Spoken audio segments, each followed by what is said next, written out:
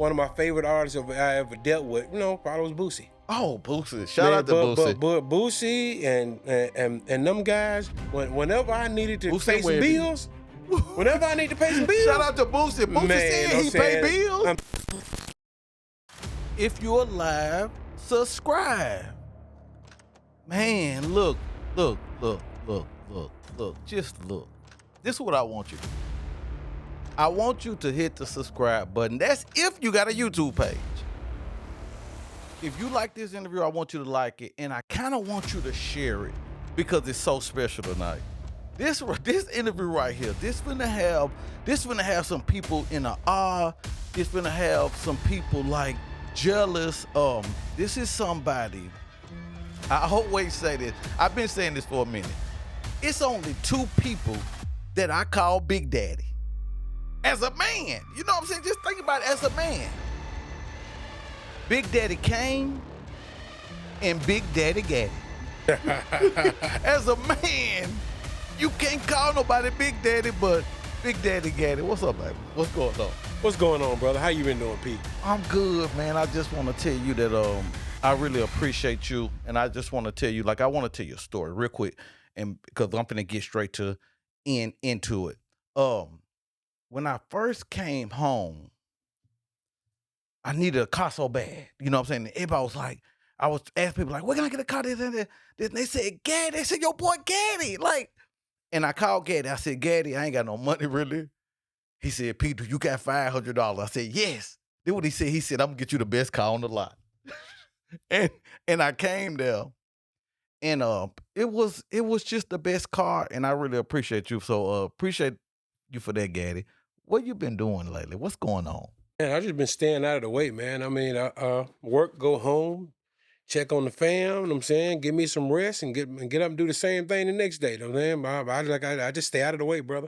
I think about when it comes to, because we're going to get into clubs and we're going to get into a lot of stuff, but I had to ask you this. You're a sports guy. Mm-hmm. And if you remember LeBron James, Shaq asked him this. He was standing behind that camera. Shaq asked him this. He said, LeBron James, I'm asking you, are you the best player that ever hit this league? And LeBron James started going through it like a hoop, this, that. But Shaq said, no, I want to hear from you.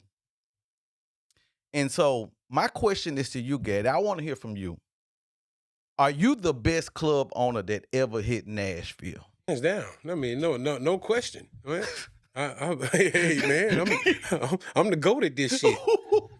For real. I mean, that's not. I mean, there's only one other person that I would consult with on expertise of running a club. Who is that? That would be Mo. Okay. Mo Better.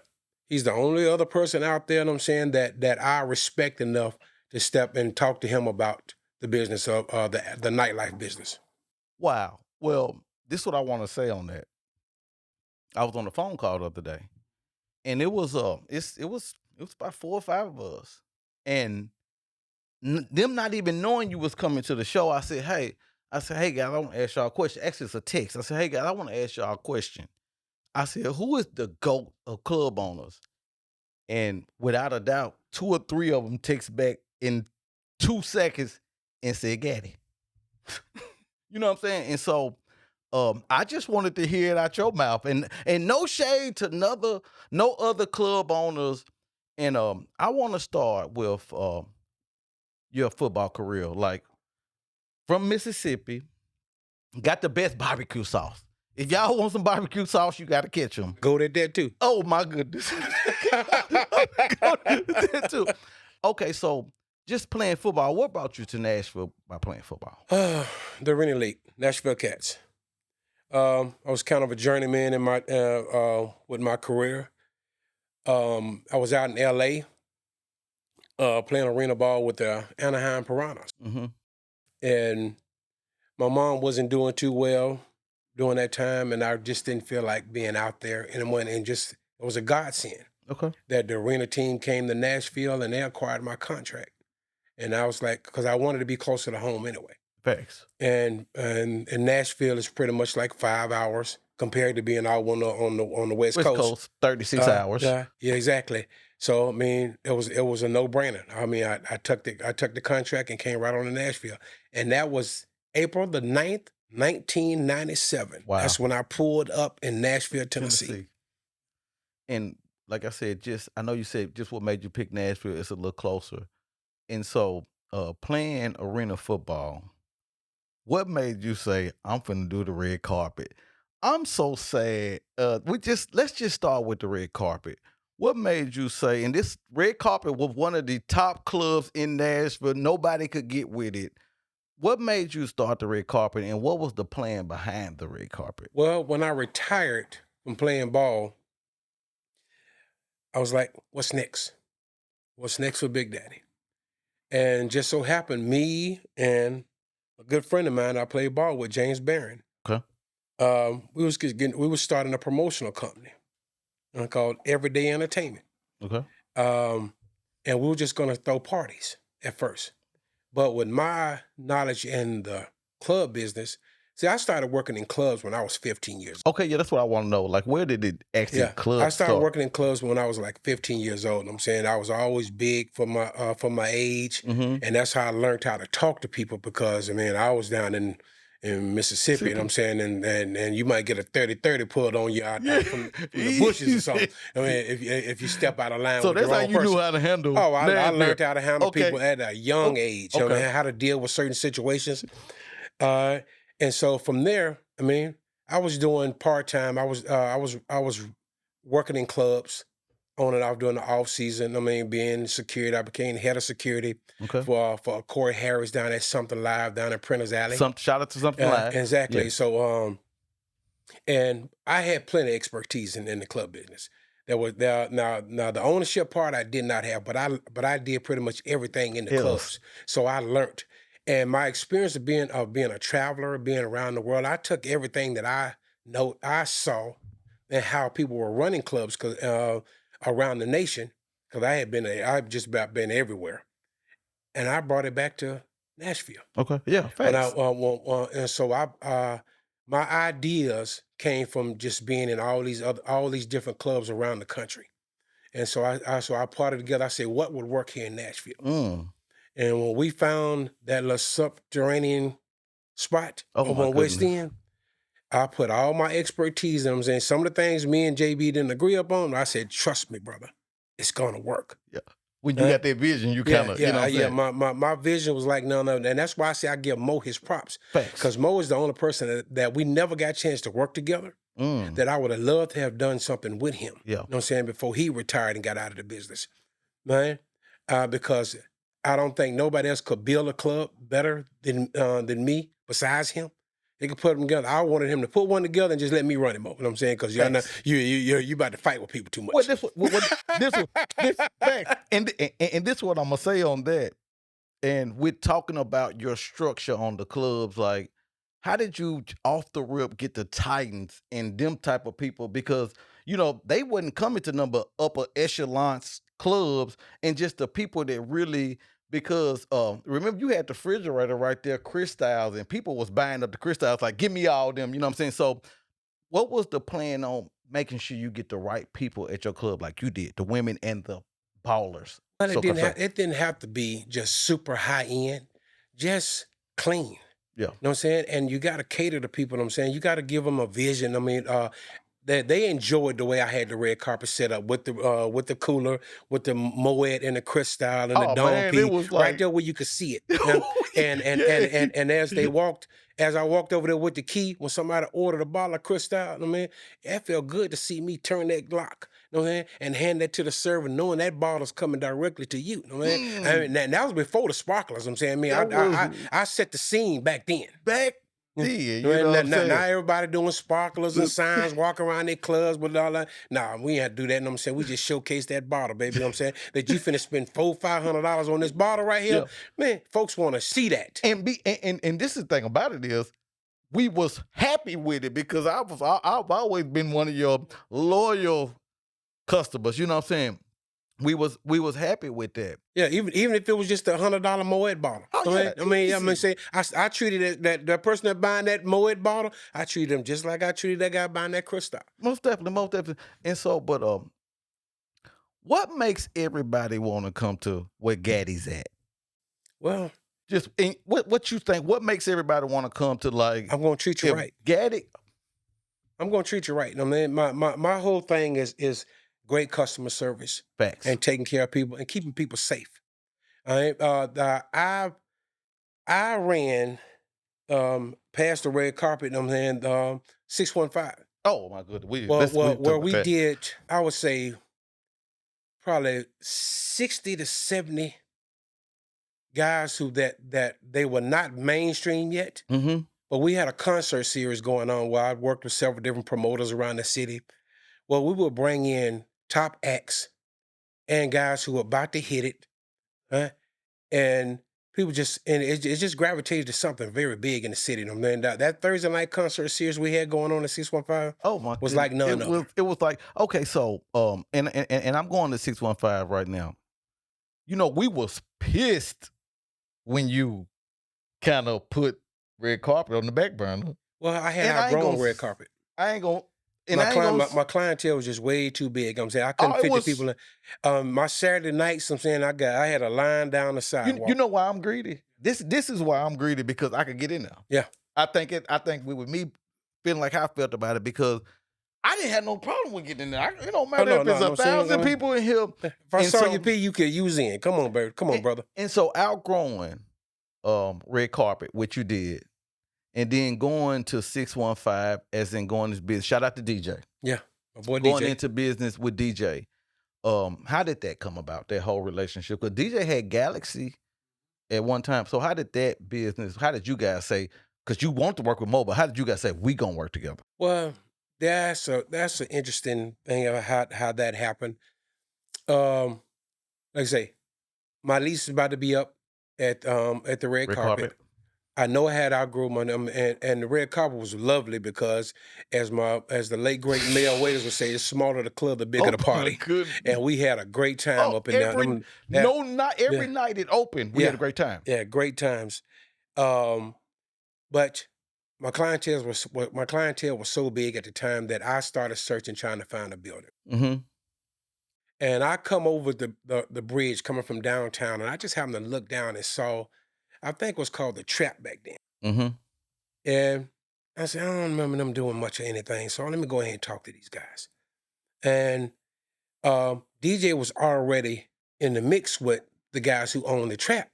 I mean, he knew them. Because they own the Galaxy too, right? Yeah, I think so. You know what I'm saying? So he was already working with them. And when I went in there and pitched my proposal to them, and I think they were kind of struggling in terms of making real money, making real revenue, that they offered me a counter proposal, right? That I team up with DJ, right? And there goes the story. You know what I'm saying, me and DJ teamed up, and we created something real big. Oh my goodness, it's just with my expertise and his knowledge of being in the business, I'm saying it worked out very well. We coexisted very well. And I'm saying we did some good things up out of that building. Okay, and then when it comes to, because we haven't had a club since that building, if you would say. Well, I mean, I think been in the House of Soul, I'm saying. I had a little something to do with that too now. But it has gone down since then, really. And I'm just saying, like with the club business, like, what's the good about the club, as in, like, how much money does it cost to run as a 615? Not none of these small ones. Well, it's funny you asked that, because everybody see the money coming in. They never see it going out. Oh, they never see it going out. They don't know how I would sit back there and count X amount of dollars on a given night, knowing that I got X amount of bills to pay come Monday morning. None of that money ain't yours, right? And none of that money ain't mine. I'm looking at it. Woo, this money look good. Look good. But that money ain't mine, because I know I got bills to pay. I mean, the overhead on running spots like that is tremendous. I know it is. I mean, especially when unless you own your own building, them triple net leases will pretty much rape you.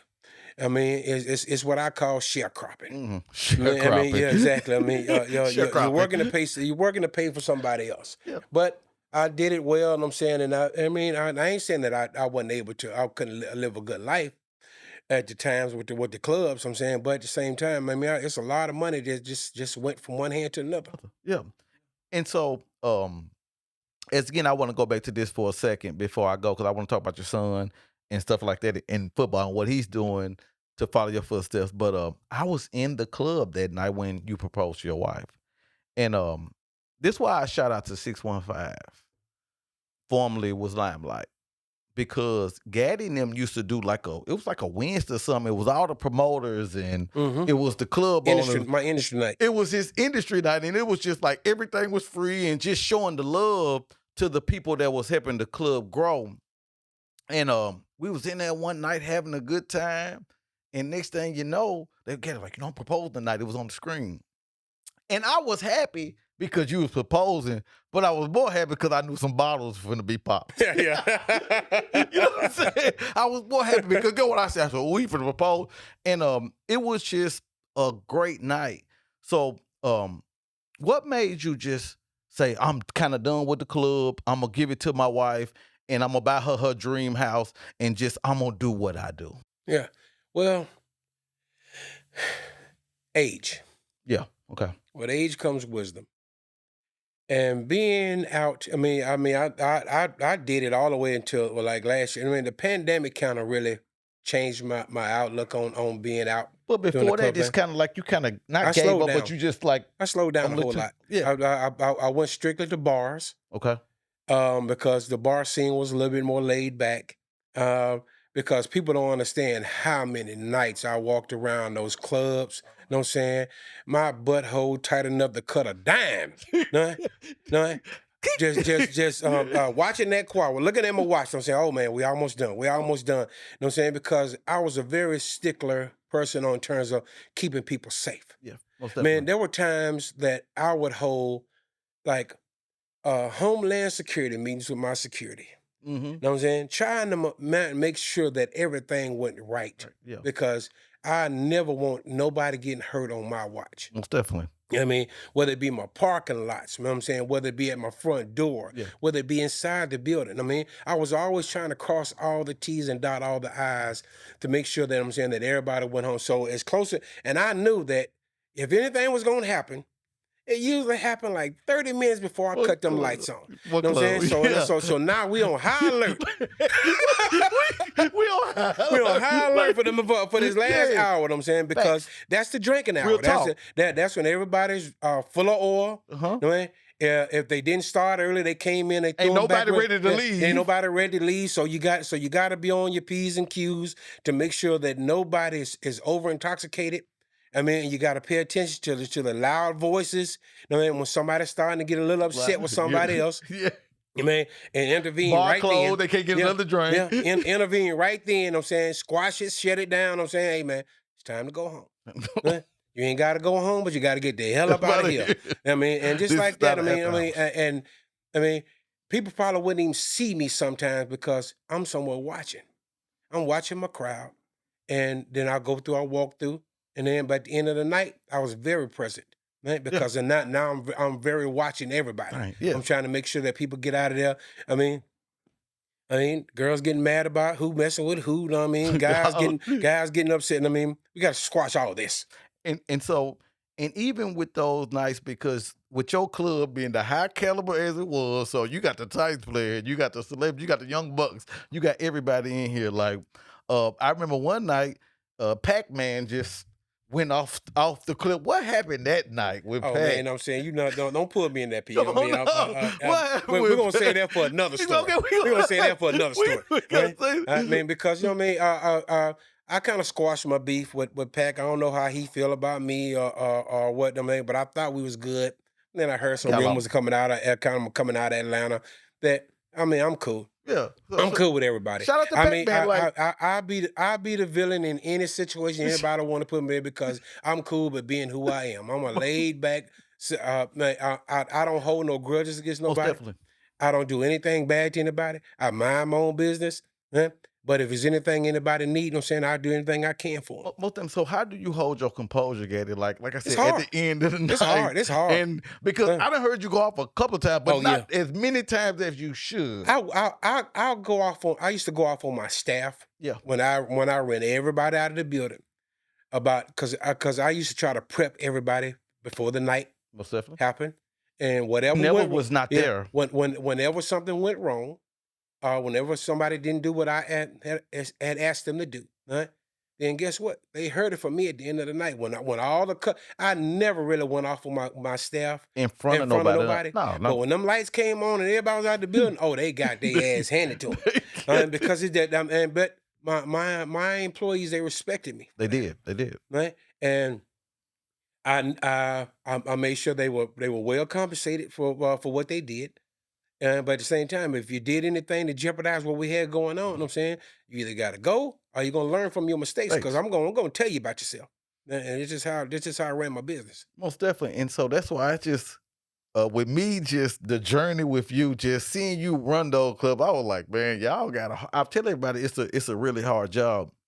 It's extremely hard. Oh man, it's a really hard job. But and that's but people used to see me, and I used to kind of laugh to myself that everybody wants to be in this business. That's what I'm trying to get to. They think it's easy until they get into it, right? And then they don't know what they're doing, right? So like I said, all crossing all the T's and dotting all the I's to make sure people, because some people just want to make the money. I was telling some chicks, they was like, oh, it costs $100 to get in there, and I was telling them, I said, depending on who I had in there. Well, Gaddy probably spent about $50,000 on the artist tonight. Yeah. I mean, how else he gonna make his depending money on who back? I had in there. I'm saying? We had to make that money Well, back. that's what I'm talking about. When the big artists, the Scarfaces and the David Banners, and I could keep the trees. I can name them all. T.I. I could keep Jeezy. I could keep naming them. Gucci you know what I'm saying? Man. Yeah, well, shout out to Gucci Man. Shout out to Gucci. I mean, we had him in town. I'm saying we had him over at the hotel. I'm saying that was the Ramada because he wasn't one of those guys that just demanded no 5-star hotel. Okay. But him and his boys, they out walking through Shelby Park over there. I'm like, what are y'all doing? Y'all better get y'all better in this van. Let's go back over to the club. I mean, that's how wild it was. But I mean, one of my favorite artists I ever dealt with, probably was Boosie. Oh, Boosie! Shout out to Boosie. But Boosie and them guys, man, they were some lifesavers. Oh my goodness! Whenever I needed to pay some bills. Whenever I need to pay some bills. Shout out to Boosie. Boosie said he pay bills. I mean, I would ask my guy, you know what I'm saying, Tall T was one I made promote. Big T Entertainment. Mm-hmm. Hey T, can you get Boosie?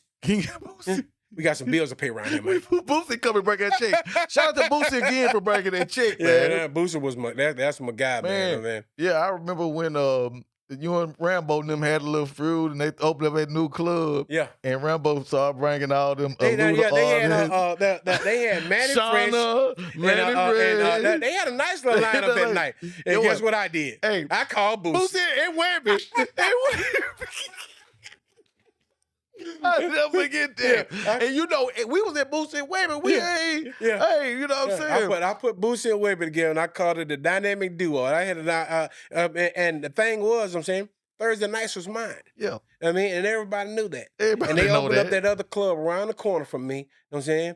And just thought I was gonna lay down and just give y'all my night. Oh hell no! You know what I'm saying? I mean, that club didn't last long. It's Club Wars. Club Wars. It's Club Wars. And so y'all want to go up? Y'all want to go up with the big boy? But, I mean, if I gotta go clean the bank account out to put this on, we're gonna do that. We're gonna do that. Shout out to Boosie and Webby again. Yeah, they came through and I don't know what numbers they did over there, but I just wasn't finna let them pack out over there. Okay. Yeah. I just couldn't do it. I'm saying, I'm a nice guy, but at the same time, and I wouldn't try to talk to those guys about that. Hey man, it's any night y'all can do a concert, bro. You know what I'm saying? Not on my night. Not on my night. Thursday nights, I'm saying, is the night that we have built at Club 615. So you're not finna try to take my Thursday night crowd and bring it to you. Yeah, no. And I want to, I want a big shout out to this guy. And I want to ask you, because we all love this guy. This is the top guy of Tennessee and not even from Tennessee. How did it feel to be best friends with Steve McNair? Oh, that was my best friend, brother. You know what I'm saying? I mean, I can't even explain that. No, I've been quiet about the whole situation for years, out of respect for his sons. I mean, I wanted them to grow up before I even said anything about it. But because I didn't want folks to misconstrue. I mean, I took heat from it. Facts. Took it like a man. Took it up on the chin. I mean, Gaddy, you did this. I'm saying, nah, no. Speak what you know, man. Watch what you say. What you say? Because I'm saying you slander me, you know what I'm saying, then we're gonna have repercussions. Right? So, but I'm just letting y'all know that I'm not talking about that. Right? Out of respect for my dead homie. Right? Most We're not definitely. we're not talking about that. Most, And I lost a lot of sleep after I lost my guy. I bet. Oh, And then have to hear or people ridiculing and trying to say this and that or what about somebody that yeah, everybody knew was yeah. your guy. Yeah, conspiracy theories and all that stuff. I'm saying, dude, if there was any man walking this planet that I personally would have took a bullet for, Oh my because my goodness. son wasn't a grown man yet, and I'm saying now he's that guy. Yeah. Right? It was him. Oh, shout out Right? to Steve McNair. Yeah. If I was sitting right next to him, you know what I'm saying, I mean, it's stronger love than what the Secret Service got for the president. Man, Facts. I'm jumping in front of that Oh boy. my goodness. Right? And folks don't know how hard it was to deal with that Mm-hmm. for me and my family. Most definitely. Right? Let Well, alone, we know how close. there's been relationships torn behind it because there's not. But at the same time, everybody know that I got love for him. Man. Right? Because like I say, me and Steve were built kind of we cut from the same cloth, and that's why we got along How together. did that so well. relationship get to where, like, because this was Gaddy, all the real people knew that was cap. You Yeah. know what I'm saying? What about all that testosterone? We all, Yeah. man, Steve McNair, one of the kings of Tennessee. We wouldn't even be the Tennessee Titans if it weren't for him. Nobody played harder than him. We probably won't make it nowhere until we get another quarterback as strong as he was. But how did that relationship come about? See, because I throw that crow's foot on the Titans. I'm saying, till y'all do right by Steve. Until y'all do Yeah, till right y'all do by right by Steve. everything you do shall fail. I put For that crow's real. foot on him. No, I'm just Until you do right by Steve. right. But how did y'all relationship become that close out of everybody in Nashville, Tennessee? What made Gaddy the guy that Steve? Well, we played together at Alcorn. Okay. Yeah, man. I blocked for Steve for 3 years. I'm saying, and I left college a year before he did. Mm-hmm. We just rekindled him when they moved to Nashville. You know what I'm saying? And the bond was there. You know what I'm saying? Because he was like I was trying to be a brother to him. Most He was trying to definitely. be a brother to me. You know what I'm saying? That's how we just lived our life.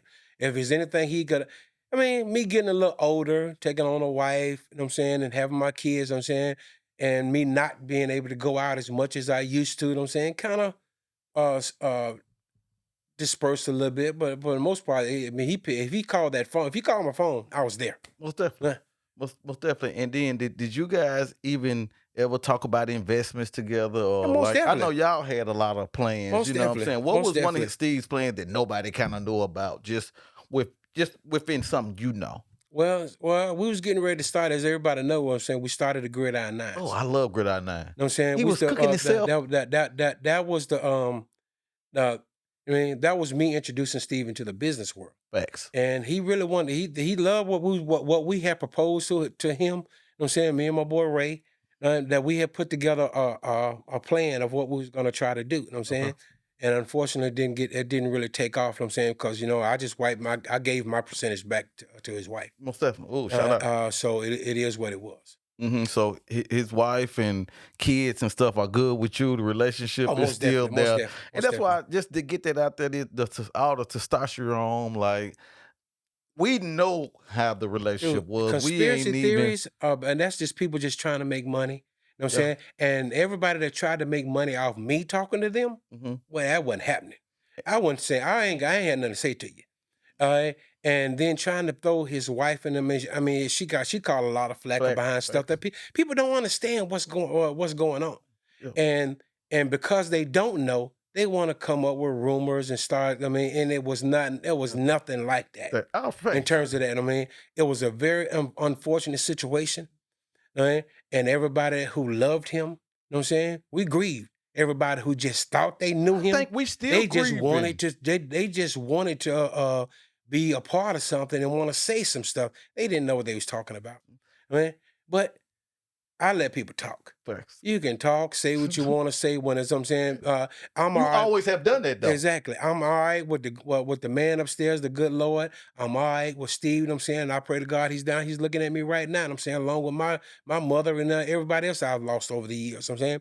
But I've done right by everybody. Most definitely. What do you think Steve will be doing now? Because I know for a fact you guys will be doing a lot. But what do you think Steve will be doing now? Sitting somewhere on a Sunday night? Tennessee. Sitting someone with a glass of Spearing off? He loved to. What he be doing, Gaddy? Sipping someone with a glass of Spearing off?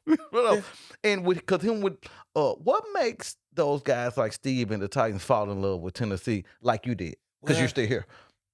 Nashville is changing. Okay. From the Nashville that we knew, you know what I'm saying, don't know if these guys are falling in love with as much because it has gotten so much bigger. Right. Nashville back in the late 90s, early 2000s was a small, big city. Mm-hmm. It was more, I mean, especially like country boys like me and Steve, when we moved here, I mean, it's a metropolitan, yes. Because both of y'all just stayed and didn't go nowhere. Yeah, this is a metropolitan, yes. But it still had that small town feel. Mm-hmm. Right? Now it's gotten so big. I mean, it take you an hour to get across town, 10 miles down the road. But at the same part, I mean, we both fell in love with Nashville. Man, right? Facts. And been all around the world. You can always come back home. I'm saying this is a great place to make your home. Okay, so and I want to go back. I want to talk about the family and kids. This big dream house. I know it got a swimming pool. Yeah. See, I didn't even have to. I haven't never seen it or nothing, but I just know you. I know it got a swimming pool. Man, your son is playing for Missouri. Mm-hmm. And so where's Dad head at now with taking care of the family? And what's your because I know they kind of letting you chill now, but what's your position in the family now? Let me do what? Oh, she's out there. Let me chill. What's your position? I don't know what that word is. Okay. You know what I'm saying? I mean, I got to keep my hats on all the time because it just my whole head shining for all this silver up there. And I mean, got all this down here. I mean, it's been a long journey. These last couple years for my son, I mean, it's been a lot of sleepless nights, phone calls, because his whole career has ebbed and flowed. Okay. But it's been consistent because he's a hard worker. I bet. Yeah, I know. Look at his daddy. And the football thing, whether he make it to the NFL or not, I'm saying, I think he's got a real good shot at it. Whether he make it to the NFL or not, it's been a great ride. Good. These last couple years, because he just played his last regular season game Friday night against Arkansas, got him a sack. He looked good in it, you know what I'm saying? Blew that center ass up. But for the most part, I mean, it's been a long journey for him, and I think he has become he's a man that I can be proud of, man, no matter what he continues to do in the rest of his life. Okay. And so, and that's good. And so with the club business, I want to talk about that a little bit. We're going to go to number 2 person. And you said Mo, but Mo is in a lane of his own and kind of sort of, but outside of Mo, I want you to give me another great club owner that you look up to. Who would you say, like, you would work with, you know what I'm saying? You would work with him if it comes to that business. Who would do it like Gaddy? In this city? Yeah, in this city. That do it like me? Yeah. Just somewhere close. What a mirror at? I mean, because I really don't know. I don't really know. Besides the guys that are not in the business anymore, I don't know anybody that I'm saying that actually takes to. What do you think about the club scene now going from 615 and Limelight? What's going on, Gaddy? Talk to me. What's going on? Well, I would have to really get out here and visit some of these spots. But usually when I visit a spot, everybody get nervous, think I'm coming in to take over something. I mean, and they like, oh God, I mean, this. Gaddy trying to buy the club. Exactly. I mean, that's immediate. That's why I don't go anywhere. I mean, so if I go somewhere, it's because I've been invited. Okay. And I show my face, or if I have somebody come into town. But I'm really too old just to be in the clubs, just being on, because if I ain't making money in them, I could care less about it. Because anyway, I've done you that. never been in nowhere that you weren't making money in. So I don't done it so long. I mean that just, I mean, I got friends that want to go places and stuff like that. And my wife said, "You need to do something." I'm like, "What am I gonna do?" I mean, I done it all. That doesn't excite me anymore. Facts. I mean, because I've been in them so long. Yeah. Like I told you, I started working in clubs when I was 15 years old. So what'll bring so what'll bring Gaddy out of retirement? What'll bring Gaddy out of retirement when he's dealing with them clubs? Because this is one thing that I know.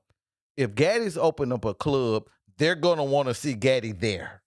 Only thing that bring me out of retirement right now, P, is my son come to me and say, Dad, I'm ready to get in the business. Mm.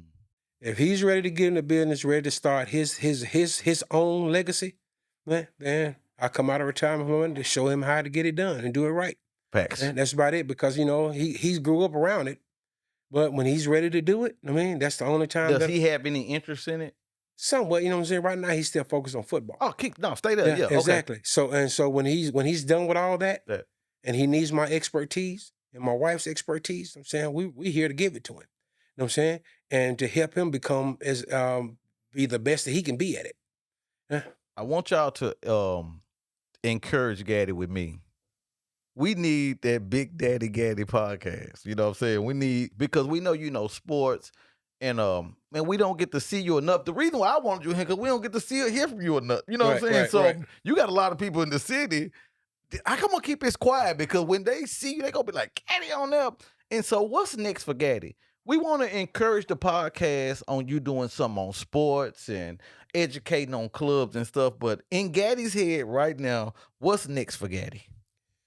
Well, this podcast stuff does seem interesting. I mean, because this free money out here. And I'm saying, for you anyway. I got too much knowledge on a multitude of things to just be sitting on it. Because hey, if I don't tell it, I guess I take it with me, and I don't think nobody want to hear me mumbling from the grave. I'm gonna monetize off you if you don't monetize off you. You can. I just have you on my show a lot, and I get I get paid off. And I really think I might get into this. I'm saying, because I've been in the car business for quite some time now, and the car business, oh man, very, very tiring. I bet. A lot of hours. A lot of hours. I'm saying a lot. I mean, I've gotten very, very good at what I do. That don't surprise me. And I help a lot of people, and that's the only reason I stay in the business, because a lot of people still need me. Every time I get ready to say I'm finna walk away and be done with it, I get a phone call of somebody who's messed up, or somebody's trying to screw over them, or get them in a bad situation. Man, I tell people all the time, I ain't got to be one to sell you, but you're doing yourself, especially if you know me, you're doing yourself a great misjustice by not calling me. Most definitely. And I'm public access. I'm not hard to find. Yeah. I mean, you can easily get my number. You throw 3 rocks and hit somebody that's got my phone number. I'm sorry. And my phone number don't change. So and if you send me a text, I mean, I will call you back. Most definitely. But at the same time, I stay in the business because it's somebody auntie that don't want to get screwed over and say, come to Gaddy. Yeah. And I do everything I can for them, man, because all you got to do is bring something to the table, right? And I'm going to work for you. Facts. Sit back, relax, cross your feet, you know what I'm saying, and just tell me what you want, what you don't want. You tell me what you don't want. Yeah, facts. Man, and let me find something for you. Right? And that's how I work, you know what I'm saying? Man, like I say, you call me and say you only had $500 at the time. Right? And let's figure out what I can get done, because my job is to put you and a bank together and make both of y'all happy. All right? The bank got to be happy with the situation. You got to be happy with the situation, you know what I'm saying? And I'm the middleman, and I'm speaking on your behalf, because they don't know you. Man, you just a bunch of numbers to them. Right? That's my job to make sure. They know you. Yes. I mean, and I know what they want. Facts. And so I like to do a consultation with my people before we even get started. I don't pressure people to buy. If you're gonna buy from me, you're gonna buy from me. If you're not, you're not. Right? But at the same time, if you buy from me, if I can get it done for you, you're gonna be in a good situation. Most definitely. Right? To the best of my ability. Facts. Right? And that's a fact. Yeah, I mean, that's a personal fact from me. Yeah. I mean, it's some people, I'm saying, that their situations are nobody's situation is the same. Man. And some people be in some pretty bad situations. Yeah. That gonna put you in a bad car deal. Right? But that don't mean you're gonna stay in that. And that's how they try to get people to understand. just because your deal is bad because of your situation right now, man. But you need a ride. Yeah. Right now, the ball is in the bank's courts, right? And they got you in a horrible loan, right? But they gave you a loan. Well, yeah, they gave it to you. They gave it to you. And you needed it. And I know how to word it, so they would give it to you. Facts. Right? So now they gave you a loan. I'm saying it's not the most ideal situation, but I give folks a game plan. If you want to change this whole situation, do as I tell you. And I guarantee you, within the next 2 years, you'll be set. My credit will fire and everything that I got from you, and that's real talk. Yep. And so, real quick, and because we go in a minute, but where do you think the business mind of Gaddy came from? Because people think that you know the slogan is, "Oh, you play football, you make it through everything because you're football." So when you was doing what you do with football, where the business side come in? Did you go to school for that, or like that just come? No, by no means. I'm saying, like I say, I mean, people can go to school, they can get business degrees all they want, but until you actually put it's all about, like I say, I have been working in the business, and I learned things from other people, just watching them, talking to them, man. Like when I started my first club, I did something, and the agent for the Alcohol Beverage Commission said this had never been done before. Because that's a whole other level with the bars. I went to them before I even applied for my first liquor license, and I sit down and find out the do's and don'ts of the club business. And he was more than welcome to talk to me, because he said nobody's never came and talked to him. And we became good friends. So so even if I was messing up, he would come tell me I was messing up. Yeah. I'm saying, hey man, don't do that no more. Yeah, thanks. I say, you got it. And because I don't need no fines, brother. That's the last thing I need. Exactly, that's the last thing I need. So that was one of the first things I did when I first started trying to get open my own business, as far as the clubs go. But my attitude in terms of business is that, what is this, O&P, optimist and pessimist, things of that nature. I always think about the what ifs.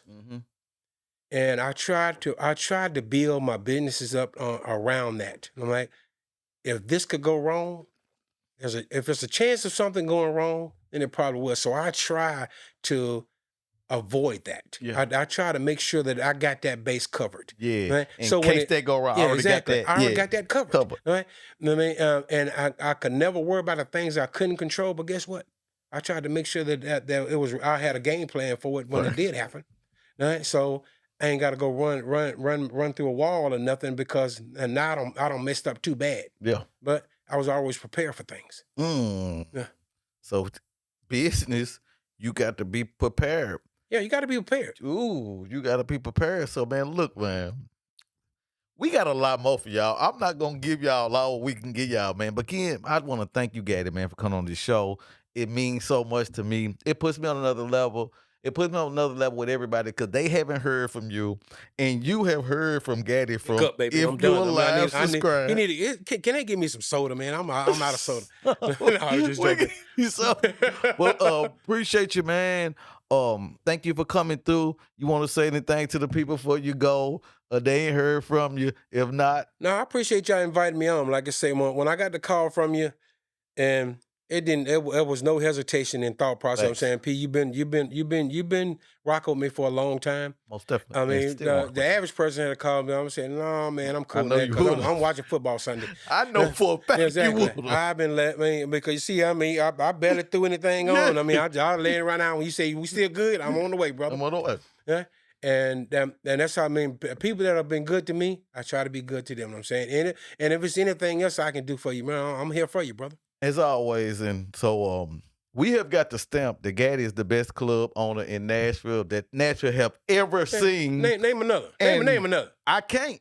And this ain't shout out to DJ and T. Oh no, DJ, the other T. No. See, we were co-owners. Yeah. So yeah, I mean, and I got to give DJ all the respect. Shout out to DJ. That DJ, well, I'm saying we did some great things together. Definitely. Right? A legacy. Changed the city. I think he learned a lot from me, and I learned some stuff from him. You know what I'm saying? So and together, we, I'm saying, Man, we had to argue with her. We did a lot of arguing. Oh, yeah. And everybody who know DJ, you know what I'm saying? We did a lot of arguing. Yeah, we did a lot of arguing, you know what I'm saying? But that's my guy. And I know he's still doing his thing over there at Willie B's. I think he's doing promoting over there. Willie B's. You know Shout out to Willie B's. Yeah, and now that's another guy. If he called me, I'm on it. Oh, no. Yeah. Exactly. I'm saying whatever he need from me, I'm there for him. You know what I'm saying? So, I mean, and I just know that a lot of these guys who are inspiring to be club owners, the club scene has changed. Inspire them if they want to be. Let them know what it's going to be. That's what I want you to do to end the show off. I want you to inspire the people that want a club to do some do's and some don'ts, and we're going to end it like that. Well, the club business has changed so much. Okay. I don't know if you can get, especially in this city, things have changed dramatically especially for the African American community. Most definitely. And I just don't see many clubs being able to be formed, especially anything of any size. That's what I'm talking about, the size. Yeah, no, I mean, nothing of any size, I don't think is gonna succeed here anymore. You know what I'm saying? Unless you change the mentality of your club goers. Facts. But right now, I'm saying it's more the hookah bars and things of that nature. Because if you're gonna get involved with something big, you better have your bankroll ready. Have your bag up. because it's gonna take some developing. I mean, it would have to be something very, very nice to pull people up out of these. And I don't think folks want to do the work that it entails to put up to make a nice size club anymore. Because it's a lot of work, bro. And when I say not just building it out and getting it ready, the day-to-day operations of it to make sure that it lasts and it don't become a public nuisance. Because like I say, these people get into business and don't know what they're doing. They can't even run these little small joints. Yeah, so you know what I'm saying? They getting folks' heads busted open, man, and getting folks popped in the parking lots. No, man, that ain't how you run your business, man. Man, you got to be smart enough to understand, that there are hooligans out there. Yeah. There are people that don't care nothing about your business, don't care nothing about your patrons. Facts. Man. You got to be the one to care about that. You got to be the one to stand out front and watch. I mean, if you got to walk a couple young ladies to their car to make sure they safe, you got to do what you do. You got to do what you got to make sure you do it. Right? Yeah. If you hear about people doing anything wrong, you know what I'm saying, you got to spend a little bit more money on security. Put them around the corner behind you. You got to know people that's in the hood, that's in different places, so they can point them out and say, "Hey, Gaddy." That part. And I think that's that because I was so cool with a lot of the OGs of the city. Yeah, you know what I'm saying? That would give me the heads up on the foolishness that was going on in the city that I could look out for it. Yeah. And if you're not on that level, well, guys really feel good about you to say, hey, man, Gaddy, hey, look out, man. So-and-so is on the warpath, man. I'm saying, if you see him, I'm saying, you might want to have a talk to him and not let him in. And I most definitely would not let their ass in. Hey, man, you got the devil in your eyes. You can't. I mean, why don't you go on back and come back another time? I'm saying, we full tonight. Yeah, we go drink you some balls of water or something, and chill out for the night. I mean, and come back next week. And not nothing petty about it, just protecting the club. And I think I was always good about not being petty with people. Yeah, most definitely. I knew how to sit down and talk with them. If I had to take them to my office and talk to them, man, I would. But if I just pulled them outside, man, and try to be good with everybody. I mean, we lost some good brothers in this city over the years, I'm saying, and I can name a lot of them, but I won't say nobody's name on this podcast. Thanks. But it's been some good brothers who did their thing out here in these streets. You know what I'm saying? But they were good brothers. They were good brothers. Yeah. And time will only tell, I'm saying, how these young Thunder, and that's another reason I think I won't get them, because these young Thundercats out here, man, they different. Yeah, they different, bro. They different. These young Thundercats is different. I can't even watch the news. I'm saying these fools out here, they different, bro. Right? And I don't know if even I can control some of these. Probably boys, could. Probably could. I mean, and I'm good. I'm like the big uncle. I done saw you hop into a lot of stuff and be like, and everybody like, man, I ain't gonna do it.